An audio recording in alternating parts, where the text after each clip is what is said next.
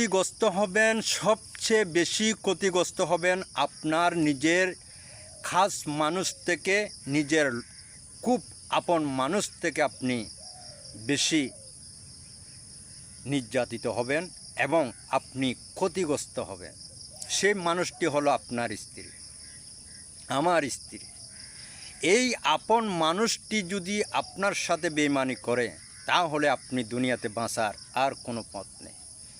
যা করা হয়েছিল আমাদের প্রিয় নায়ক, মহানায়ক অমর সালমান শাহ, যার সাথে করা হয়েছিল, তার স্ত্রী তাকে হত্যার জন্য সর্বপ্রকার ব্যবস্থা করে তাকে হত্যা করেছিল এবং হত্যার এই মহানায়ক তার স্ত্রী।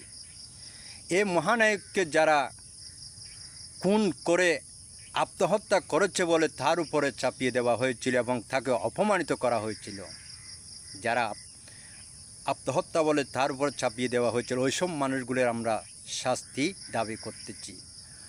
আমরা যারা সালমান ভক্ত আছি সারা বাংলাদেশের পক্ষ থেকে, যারা এই মহানায়ককে খুন করেছিল এবং খুন করে শেষ হয়নি এবং তার উপরে চাপিয়ে দেওয়া হয়েছিল তিনি নাকি আত্মহত্যা করেছেন, এই মহানায়ক কখনো আত্মহত্যা করতে পারেনি, কখনো করতে পারে না। যে মহানায়কের জন্য মৃত্যুর ডাক শুনে সারা বাংলাদেশের মধ্যে 21 জন তরুণী মৃত্যুবরণ করেছিলেন, তিনি এমন একজন নায়ক। এই নায়ককে যারা আত্মহত্যা বলে চাপিয়ে দিয়েছে, যারা হত্যা করেছে, তাদের বিচারের দাবি বাংলাদেশের সর্বোচ্চ আদালতে আমরা দেখতে চাই। এবং সবাই, আপনারা সবাই যারা সালমান ভক্ত আছেন, সবাই একটি গর্জন তুলুন। আমরা সালমানের শেষ পর্যন্ত তার বিচারটা দেখতে চাই।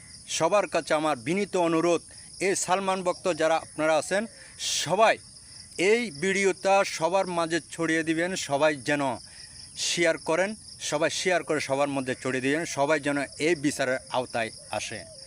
তারা যদি বিচারের আওতায় না আসে, তাহলে আমাদের মহানায়কের আত্মা কখনো শান্তি পাবে না। এই মহানায়কের প্রতি শ্রদ্ধা ও ভালোবাসা জানিয়ে আমি আমার বক্তব্য শেষ করলাম। সবাই সবাইকে জানিয়ে দিবেন। ধন্যবাদ সবাইকে।